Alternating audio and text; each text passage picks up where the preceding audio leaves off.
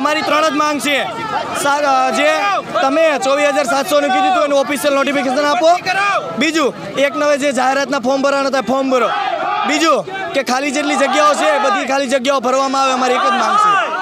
બેન, આના પહેલાં જોયેલું છે કે જ્યારે બી આંદોલન કરતા હતા ત્યારે મહિલાઓને બી ઢસડીને પોલીસ લઈ જતી હતી. આજે પણ પોલીસ પકડવા આવે તો કઈ રીતનું હવે આંદોલન ચાલશે? આજે પણ લાગે એ જ થવાનું છે. હંમેશા સરકાર પોલીસ સામે કરી દે છે અને અમને ઢસડવામાં આવે છે. આજે શિક્ષક દિવસ છે, અમે અમારો હક લઈને રહીશું. અમે પથિકા જઈ રહ્યા છીએ હાલ યાત્રા કરતાં અને પથિકા બ્લોક કરવાના છીએ. આ કેલેન્ડર છે, મુખ્યમંત્રીએ જ બહાર પાડેલું છે, તે છતાં એ વાયદો પૂરો કરવામાં નથી આવ્યો.